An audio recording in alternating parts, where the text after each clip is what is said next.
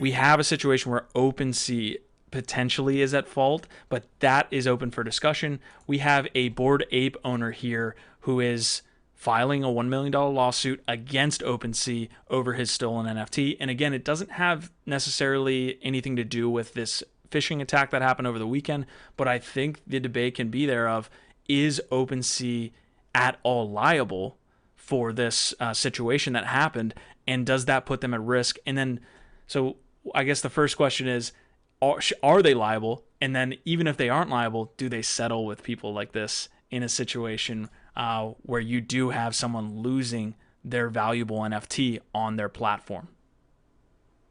I think that I can't answer whether or not they should be liable.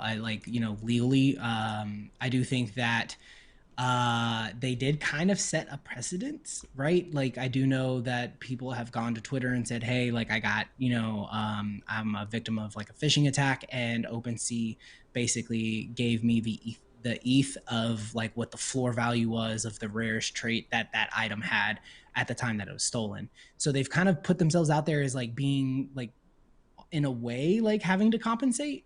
Now, what does that mean as far as courts and legalities and for the space moving forward? We're just gonna have to see how this plays out, because this is one of those situations that eventually was going to happen. And now that it has, we're going to kind of get some legal, foundation for these situations moving forward.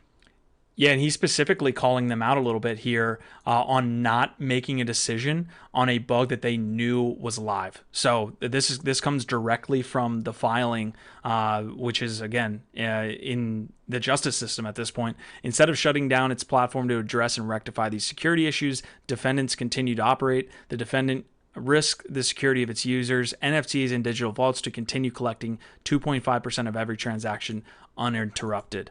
So he's basically saying that that was negligence on their part, and he should be obviously compensated. Now, that's a little bit different than what I initially thought this story was about, in that he clicked maybe a phishing link or something like that, which again probably is what happened, which puts him at fault. But if somehow he can prove that OpenSea knew about it and continued trading, that may be where it gets a little fishy, pun intended.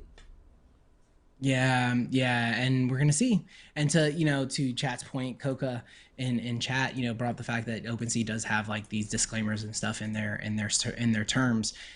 They have them, but at the end of the day, until someone challenges them in court, they're just words, right? Like, they're just trying to cover their butt.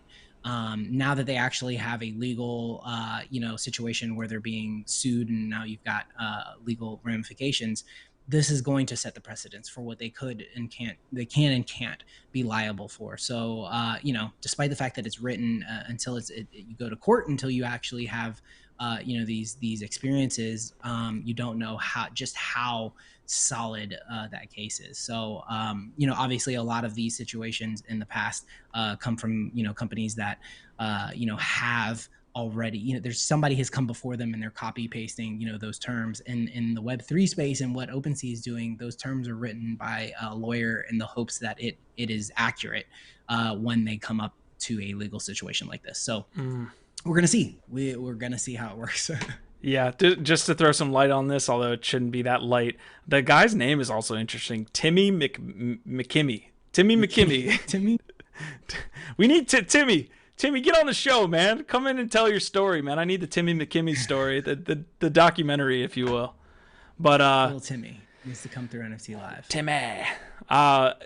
Yeah, I guess my last thought here on this story is probably that OpenSea should not be liable for people that go through a phishing attack like what happened this past weekend.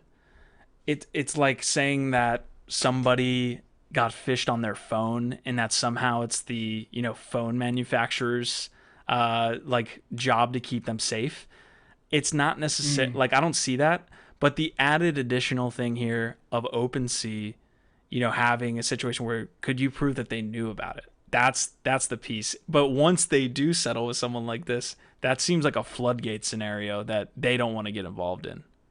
Yeah, or that, like, look, we all know they've been valued at like a multi-billion-dollar company. So like at this point, this is probably one of those, like, I'm going to pick this hill and I'm going to stand and fight on it, right? Like, because if I don't, then the ramifications of like losing are bad for us, like Yeah. financially. So Yeah. I could see this being one that goes a long way, and one that we're gonna definitely have to update, everybody on.